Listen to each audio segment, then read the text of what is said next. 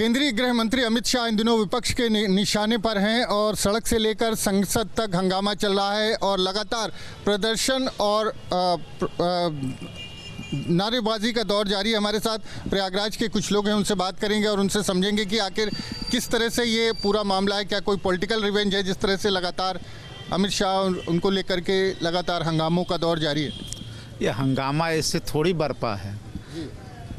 अंबेडकर जी के बारे में इस तरीके की टिप्पणी करना, और एक बार नहीं लगभग 6 बार उन्होंने अंबेडकर करके कहा कि अगर इतनी बार भगवान का नाम लेते तो स्वर्ग मिल जाता। अरे अंबेडकर जी ने स्वर्ग की कल्पना की ही नहीं। अंबेडकर जी अपने हिंदू तो मानते नहीं थे, वो तो बौद्ध धर्म को ज्वाइन कर लिया था। वो कहते थे कि हिंदू धर्म हम पैदा जरूर हुए हैं लेकिन मरेंगे नहीं हिंदू धर्म में। किस कारणों से कहा था, उस समय क्या परिस्थिति रही होगी? बहुत विशेष परिस्थितियों में ऐसा उन्होंने बयान दिया था, निर्णय लिया था। और जो संघ की मानसिकता रही है, हिंदू कोड बिल पे किस तरीके से संघ ने विरोध किया था अंबेडकर जी का, वो आज आकर के जो है कहीं ना कहीं से आत्मा की आवाज़ और संघ की जो आत्मा है अंदर बीजेपी के, वो जाग गई। उसको सदन में जो है अमित शाह ने प्रकट कर दिया, उसका प्रकटीकरण हुआ। और अंबेडकर जी का अपमान करना जो है एक तरीके से, जो ये भाषा 400 पार के नारे के साथ आती थी कि अगर हम 400 पार कर जाएंगे तो संविधान को बदल देंगे, वो उसी के रूप में परिणति हुई है ये आकर के सदन में कि 400 तो नहीं मिल पाया तो संविधान नहीं बदल सकते। वो अब अपनी खींच निकाल रहे हैं इसके रूप में कि अंबेडकर करके। तो अंबेडकर का अपमान जो है देश नहीं सहेगा। ये दलितों कब तक ये जारी रहेगा इस तरह का हमला? ये लगातार देखिए भारतीय जनता पार्टी का एजेंडा है। भारतीय जनता पार्टी जब से सत्ता में आई है तब से अंबेडकर का तो नाम तो लेती है, लेकिन आरएसएस और जो मनुस्मृति का एजेंडा लागू करना चाहती है।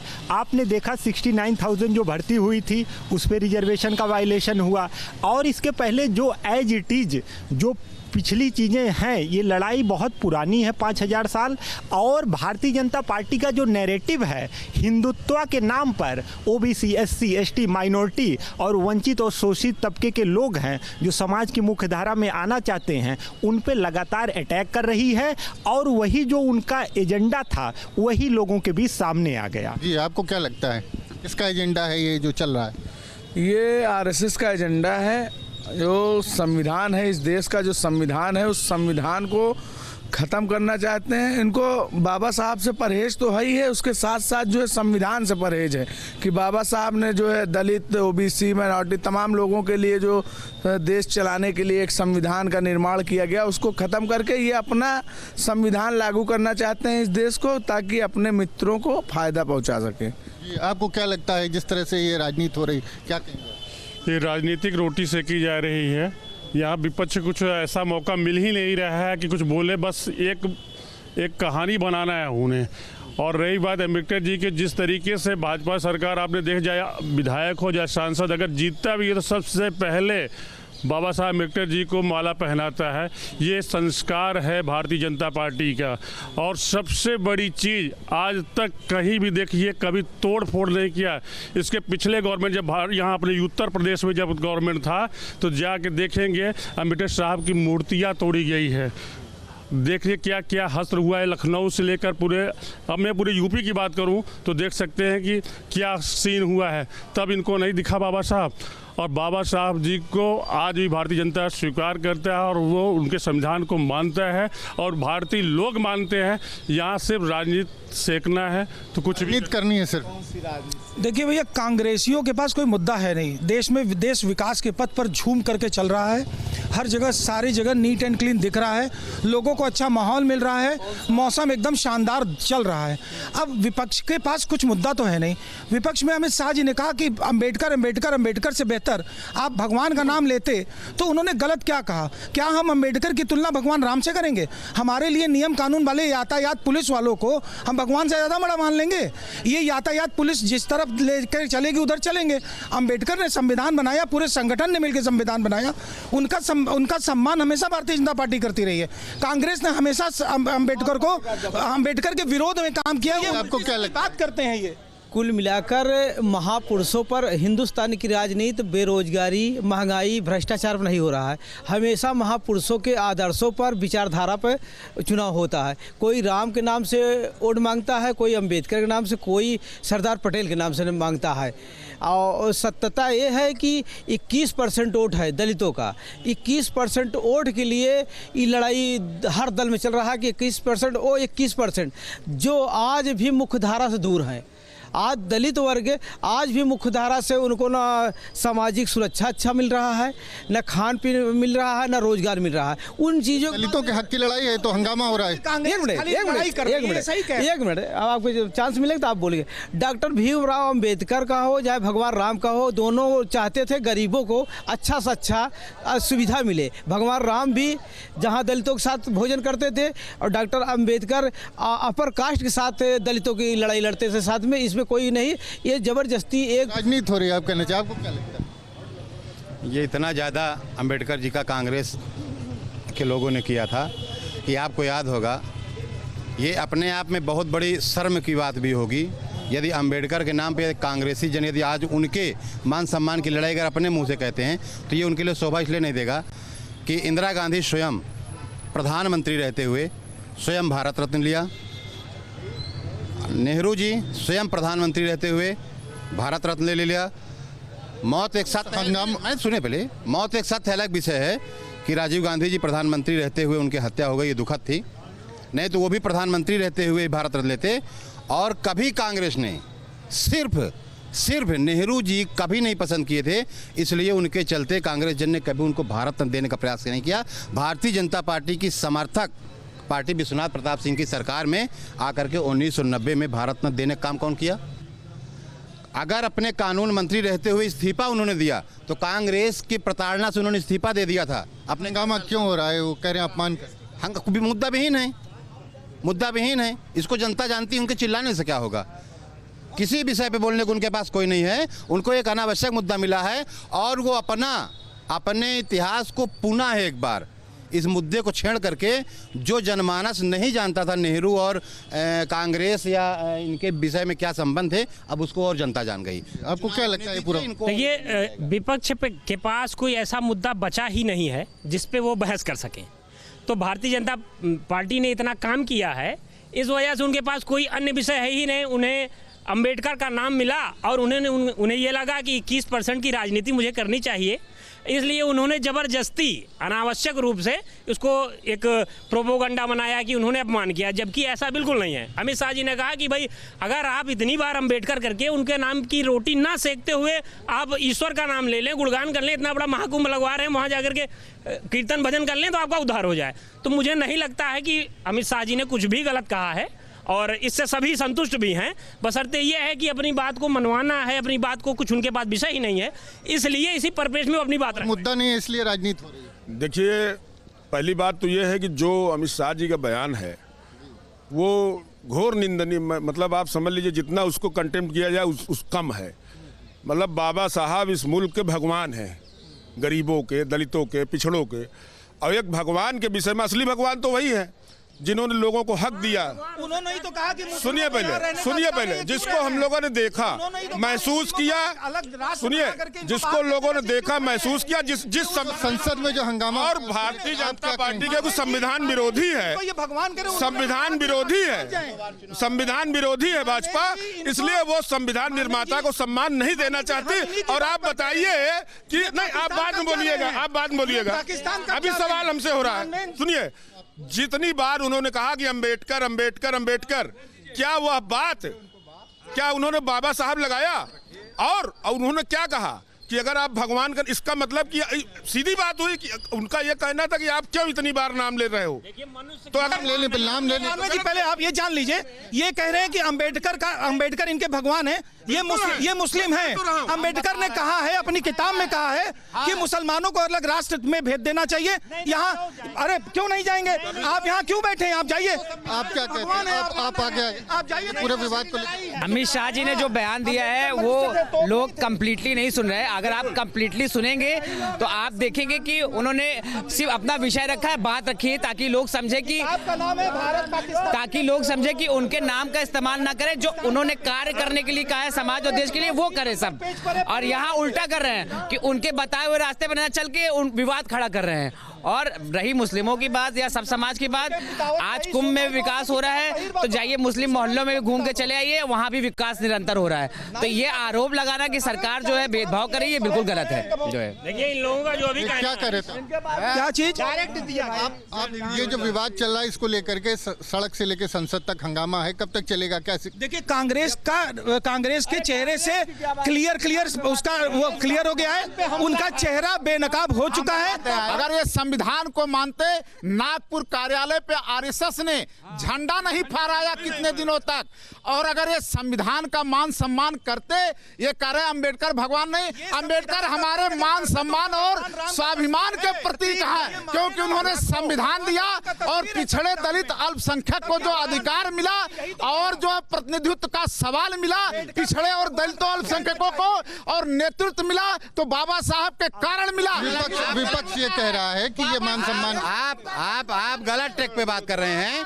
हम आपको बताना चाहेंगे, जिस तरीके से जिन्ना ने पाकिस्तान की मांग की थी, उसी तरीके से नेहरू 1% उनको अध्यक्ष की तो बात छोड़िए। अरे सुनिए, अरे सुनिए, चिल्लाइए मत, सुनिए जिस तरह से, अरे सुनिए भाई साहब, सुनिए, इसीलिए आप लोगों को भगाया जा रहा था देश से, मालूम था कि नहीं बोलने दोगे किसी को, इसीलिए भगाया जा रहा था। आप बताइए।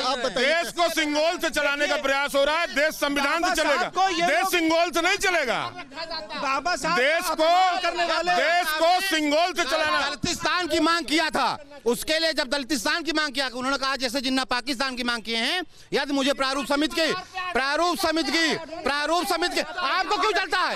आपको क्या दिक्कत है? देखिए भारतीय जनता पार्टी जब तक माफी नहीं मांगती है लगातार ये आंदोलन होगा। कभी भी कोई भी व्यक्ति जो है वो भगवान नहीं हो सकता है, तो अम्बेडकर कभी भगवान नहीं हो सकते हैं, लेकिन उनकी विचारधारा को हम सब मानने वाले लोग भी हैं, ऐसा भी नहीं है। लेकिन यह है कि संविधान भारी पड़ेगा, ये ऐसा बिल्कुल नहीं। अमित शाह जी ने बिल्कुल सही कहा, जी का अपमान बड़ा भारी पड़ेगा बीजेपी को, देखिएगा आने वाला। अमित शाह जी ने जो कहा है वो एकदम ठीक कहा है। देश को चाहिए कि जितनी बार वो फालतू लेके घूमने वाले, संविधान की प्रति लेके घूमने वालों से सावधान रहे। प्रयागराज में भी इस मुद्दे को लेकर गर्मा गर्म बहस, और जिस तरह से विपक्ष जिस तरह से हंगामा इस मुद्दे को लेकर कर रहा है, उसको लेकर के देश के सभी हिस्सों में लोगों के बीच जो बहस है वो छिड़ी हुई है। अमित शाह के बयान के बाद पूरे देश में सियासी बवाल मचा हुआ है, चाहे वो कांग्रेस की बात हो, समाजवादी पार्टी की बात हो या उत्तर प्रदेश के तमाम दल लगातार भारतीय जनता पार्टी पर सवाल खड़े कर रहे हैं और अमित शाह से उनके बयान को वापस लेने की मांग कर रहे हैं। अमित शाह के बयान के बाद सियासत बड़ी गर्मा गई है। आदरणीय अमित शाह जी मंत्री हैं, देश के बड़े नेता हैं, लेकिन उनकी भाषा शैली में इस तरह की बात नहीं आनी चाहिए थी। जब उन्होंने कहा कि एक फैशन बन गया है बाबा साहब बाबा साहब बाबा साहब, तो यहाँ की जनता बहुत दुखी हो गई और जनता के साथ साथ विपक्षी दल के नेता भी वो हो गए। उन्होंने कहा एक बार भगवान का नाम लेते तो आपको स्वर्ग मिल जाता। तो मैं अमित शाह जी से पूछना चाहता हूँ कि देश बाबा साहब के संविधान से चलेगा कि अमित शाह जी के भगवान से चलेगा?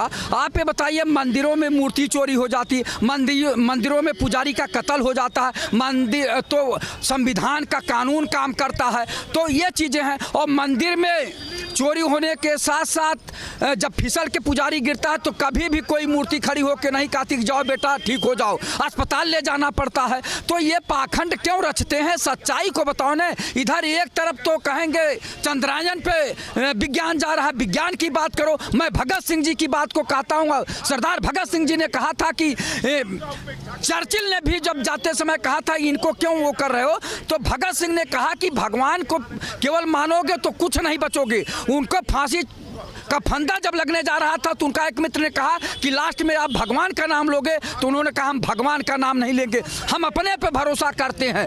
अपने पे भरोसा करना चाहिए। आपको जो कुछ करना आप ही बताइए। अगर अमित शाह को भगवान की बात करनी है तो क्यों नहीं किसी जंगल में चले जाते, हिमालय पे चले जाते, या अपने घर में बैठ के भगवान का नाम ले। संविधान के यहाँ जो है, संविधान के जो बना है संसद भवन, जहाँ बेरोजगारी, महंगाई, भ्रष्टाचार की बात उठानी चाहिए, गरीबी, बेबसी, लाचारी की बात उठानी चाहिए, वहाँ भगवान की बात उठा रहे हैं। क्या फैशन चल रहा है, अंबेडकर अंबेडकर अंबेडकर, क्या फैशन चल रहा है, अंबेडकर अंबेडकर अंबेडकर। अरे अमित शाह जी, वो फैशन शो नहीं था, वो लोकसभा थी, और आपने संविधान रचयिता बाबा साहब अंबेडकर जी का अपमान किया है। मैं और नरेंद्र मोदी को आपके चैनल के माध्यम से कहना चाहता हूं, अमित शाह हटाओ, भाजपा बचाओ। यकीन कर लो नरेंद्र मोदी, जब तक अगर ये माफ़ी नहीं मांगेगा, जब तक ये हटेगा नहीं, इसी तरीके से बाबा साहब को लेकर आंदोलन चलते रहेंगे देश में। बाबा साहब का अपमान, संविधान के रचयिता का अपमान, बाबा साहब का इस तरीके से कैसे अपमान कर सकते हैं कि फैशन चल निकला है। आपको शर्म आनी चाहिए, आप किस तरीके के बोल रहे हैं। इसीलिए मैं कहना चाहता हूं कि इनकी भाषाओं पे अंकुश लगना चाहिए। ठीक है, अमित शाह के बयान के बाद भाजपा हर तरफ से घिर गई है। घिरी नहीं है, उनके बयान को तोड़ मरोड़ को दिखाया गया है, और उन्होंने जो कहा है वो सच कहा है कि अम्बेडकर हमारे संविधान के भगवान हैं। संविधान से चल रहा है देश, 47 में जब से बना, और लेकिन भगवान आस्था का विषय है। भगवान आस्था का विषय है हिंदू और सनातन धर्म के, वो आस्था को आप मिटाया नहीं जा सकता है। और यही उन्होंने कहा कि जो अभी संविधान ले करके, तो कितनी बार कांग्रेस ने संविधान की धज्जियां उड़ाई हैं। अगर शायद मालूम होगा, संविधान की धज्जियां हमेशा से उड़ाते चले आए। और बाबा साहब भीमराव अंबेडकर की आत्मकथा में आप देख लीजिए, उनको कितनी बार अपमानित कांग्रेस की सरकार ने किया। अमित शाह के बयान के बाद हर तरफ बवाल मचा हुआ है। अमित शाह क्या जबान जो है उनकी फिसल गई? बिल्कुल नहीं फिसली है। वो क्या कहे हैं, ये कहे हैं कि अंबेडकर अंबेडकर अंबेडकर कर रहे हैं, यानी अगर भगवान का नाम लेते तो आपको मोक्ष की प्राप्ति हो जाती, सिद्धि प्राप्ति हो जाती। मैं यही कहूँगा आपके चैनल के माध्यम से, विदेशी माँ का पुत्र कभी स्वदेशी नहीं हो सकता। ये विदेशी लोग जिस कांग्रेस की संरक्षक श्रीमती सोनिया गांधी जी, एक विदेश से आके, इटली से आके उत्तर भारत में रह के वो भारत देश का हित चाहेंगी। अब वही कहना चाहते हैं, और उन्हीं का पुत्र। अब ये वो लोग हैं कि भाई इधर से जाट डालो, इधर से गांधी लो। अब इंदिरा गांधी के पति का नाम था फिरोज खान नाम था, गांधी नहीं था, फिरोज खान। और उनके पुत्र हुए राजू खान। तो क्या उनके पुत्र राहुल खान नहीं होंगे? क्या जनेऊधारी ब्राह्मण हो जाएंगे? बिल्कुल जनेऊधारी ब्राह्मण हो जाएंगे। पहले वो अपना DNA चेक कराएं कि खान के पुत्र हैं कि गांधी के पुत्र हैं। आज से नहीं, बरसों से कांग्रेस हुई या अन्य पार्टियां हुई, देशभक्तों का घोर अपमान करती चली आ रही हैं। नेताजी सुभाष चंद्र बोस का अपमान हुआ, हमारे बाबा उपसेना अध्यक्ष आज़ाद हिंद फौज है उनका अपमान हुआ, और उसके बाद फिर अन्य लोगों का अपमान होता रहता है। और आज़ादी दिलाने वाले नेताजी सुभाष चंद्र बोस हैं, ना कि ये लोग हैं जो मठाधीश बन के बैठे हैं। ये लोग, सभी लोग नेताजी सुभाष चंद्र बोस का सौदा किए थे, जो पहले मंत्रिमंडल में शामिल हुए थे नेहरू जी के। तो ऐसे में ऐसे लोगों पर विश्वास नहीं किया जा सकता कि वह देश हित जनहित की बात करेंगे, जो देशभक्तों का घोर अपमान किया, नेताजी सुभाष चंद्र बोस का सौदा किया। आप भाजपा की बात करें? भाजपा न करें, कांग्रेस की बात कर रहा हूं। देश आज़ादी से कौन है आज तक जो देशभक्तों का घोर अपमान करता आ रहा है? वह कांग्रेस पार्टी या अन्य पार्टियां हैं। भाजपा तब नामो निशान नहीं था, और तब से अब तक, अभी सोनिया गांधी ने हमको पत्र भेजा था जब इनकी सरकार थी कि ऐसा नेताजी को भारत रत्न दिया जाएगा, आपके बाबा को भारत रत्न दिया जाएगा, और आज तक भारत रत्न नहीं मिला। तो ये लोग शुरू से घोर अपमान करते रहे। हमारे घर पे IB और CBI लगाते रहे, जो 26 जनवरी 15 अगस्त को क्यों आंदोलन ना कर सके। तो एक देशभक्त परिवार का उत्पीड़न हुआ, देश का उत्पीड़न हुआ, आज़ादी के महानायक का उत्पीड़न हुआ। किस बात के करे? अमित शाह ने तो 2 शब्द बोला, इन्होंने तो घोर अपमान किया, इन्होंने तो नेताजी का सौदा किया, नेताजी सुभाष चंद्र बोस का। और ये भूल चुके हो चीज, जिसने देश आज़ाद किया उसका सौदा करके तुम लोगों ने अंग्रेजों से मिलकर सरकार बनाई, और हमसे बात करने आ रहे हो। मैं आज़ादी के महानायक, सेनानायक, उप सेनाध्यक्ष आज़ाद हिंद फौज बहुत परिवार से हूँ, मेरे भी खून खौलता है, लेकिन हम भी बदला एक दिन लेंगे। जिस तरह से अंबेडकर के नाम पे पूरे देश में सियासत मची है, पास पूरे देश में सियासत मची हुई है, इसके बाद अब सभी राजनीतिक दल आरोप प्रत्यारोप का दौर चल रहा है। देखिए मानवर जी, बाबा साहब अभी एक मानवर जी आपके मीडिया के द्वारा ये बोल के गए, पूरा एक बच्चा से लेके इतिहास गवाह के संविधान कौन लिखा, डॉक्टर भीमराव साहब अंबेडकर ने लिखे हैं, ठीक है। अभी एक भाजपा के कार्यकर्ता गए व्हाट्सएप यूनिवर्सिटी वाले, वो पता नहीं किस बुक में इनकी अलग से लाइब्रेरी बुक लिखी कि संविधान कौन लिखा। एक आदमी आया कह रहा डॉक्टर राजेंद्र प्रसाद ने लिखे, ये व्हाट्सएप यूनिवर्सिटी है, ठीक है सर। तो ये बोले कि डॉक्टर राजेंद्र प्रसाद संविधान लिखे हैं, ये किस रूप समिति के अध्यक्ष थे। ये देखिए बच्चा किस बुक में नहीं लिखा डॉक्टर भीमराव अंबेडकर के संविधान नहीं लिखे हैं, ये गलत। सबसे पहले व्हाट्सएप गलत, ये कैमरा चल रहा है। और इसके बाद बोल रहे हैं डॉक्टर भीमराव अंबेडकर भगवान नहीं है तो क्या राम जी भगवान है? बड़े भाई कौन भगवान है? डॉक्टर भीमराव अंबेडकर भगवान है। जो जूता कपड़ा अंग्रेजों को जो आज पहने हो ना, जो स्वतंत्र होकर मीडिया के सुनिए जो डिबेट कर रहे हैं ना, वो डॉक्टर भीमराव बाबा साहब अंबेडकर की देन है। बाबा साहब न तो क्या RSS की देन है, न मोहन भागवत की देन है, न तुम्हारा अमित शाह की देन है, न नरेंद्र मोदी की देन है। जो मेडिकल कॉलेज बना, जो शिक्षा बना, कौन बचाया? प्रभु श्री राम लल्ला थे। कौन बचाएगा? कौन बचाते? कौन बचाएगा? अरे क्या यार भाई यार, कैसे किस अनपढ़ की बात कर रहे हैं सर? फिर देखिए, आपस में बात नहीं करना, मुद्दों पर बात कोई नहीं चल रहा, मुद्दों पर बात करनी। बाबा साहब के नाम पर जो देश में इस वक्त सियासी दौर चल रहा है, उसे किस तरह से आप देख रहे हो? युवा दौर। अभी अमित शाह जो मंत्री जी, उन्होंने कहा कि कांग्रेस वालों ने मतलब कि एडिट करके डाला है। ये बताइए, शासन प्रशासन सब उन्हीं के हाथ में है, ठीक है ना। ये बताइए कहाँ से एडिट हो जाएगा, ये बताइए फिर। तो मैं भी तो कह सकता हूँ ना, जब राहुल जी ने कहा था, जब उन्होंने भाजपा ने कहा था कि एक तरफ आलू निकालिए एक तरफ सोना निकलेगा, फिर वो कहाँ जवाब जाएगा? कोई जवाब देगा? अंधभक्त कोई नहीं देगा। दूसरी बात, गांधी ने क्या किया ये बता रहा हूँ। गांधी ने वो किया जो इनके दादा परदादा जो अस्पताल में भर्ती हुए थे वो किया है उन्होंने। आज PGI, मेडिकल कॉलेज, लोहिया पोहिया सब इन्हीं की देन थी। आज मंदिर बनाए होते ना, उस समय मंदिर बनाए होते ना, तो ये तो फिर भगवान के पास प्यारे हो जाते हैं फिर। एक्चुअली मैं ऐसे देख रहा हूँ कि चाहे वो कांग्रेस रही हो, चाहे वो, अगर हम वो किताब पढ़े what Congress has done to untouchables, उसमें हमें ये क्लियर हो जाता है कि कांग्रेस और गांधी ने जो है जो अपरिचित समाज था, अनटचेबल जो समाज था, उसके लिए क्या किया है। अगर जैसे हम अगर बीजेपी की पार्टी को देखते हैं, वो वर्ण व्यवस्था को जैसे थी पुरानी, उसी को सुदृढ़ करना चाहती है। बाबा साहब का इतना कंट्रीब्यूशन रहा है हमारे पास।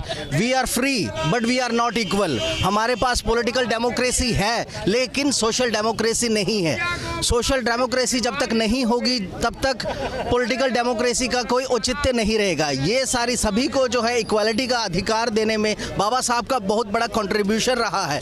जब उस समय कांग्रेस ने इतना उनके साथ अत्याचार किया था just because they are vote bank की तरीके से उनको वो यूज़ करना चाहते हैं, क्योंकि आज हम देखें तो कोई भी एक दलित ऐसी पार्टी नहीं है जो दलित को अल्टरनेटिव दे सके, और वो कांग्रेस या फिर बीजेपी के बीच उस तरीके से गेंद का काम कर रहे हैं। तो उसको बुलाने के लिए ये जो दिखा रहे हैं अपना मतलब क्रोकोडाइल टेयर्स, जो मगरमच्छ के आंसू जो बहा रहे हैं, क्या नाम है इनका, राहुल गांधी जी, ये थोड़ा इतिहास में जाने और वो किताब पढ़े what Congress and Gandhi has done to untouchable. उसमें ये क्लैरिटी हो जाएगी कि उन्होंने क्या किया। बाकी जो बीजेपी दावा करती है कि उनके दौर में बाबा साहब का नाम और ऊंचा हुआ, लेकिन इन्होंने सिर्फ अप्रोप्रिएट करने की कोशिश की है ताकि, तो मैं दोनों पार्टियों की, चाहे वो कांग्रेस हो चाहे वो बीजेपी हो, दोनों की यहाँ से आलोचना करता हूँ।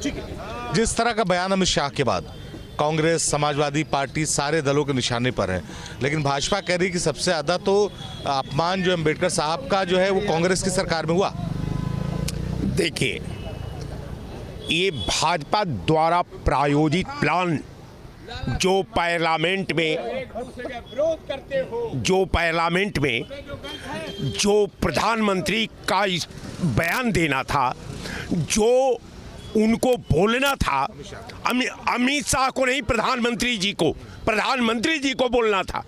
प्रधानमंत्री जी ने, ये इनकी टीम ने एक चक्रव्यूह बनाया और प्रायोजित कार्यक्रम बनाया कि ऐसा कोई महापुरुष को सामने ला करके उसके भावना पर हमला कर दो ताकि विपक्ष उसी में केंद्रित होकर के और हमारा मंशा सफल हो जाए, अब विपक्ष उसी पर उलझ करके रह जाए, मिशन से दूर रह जाए।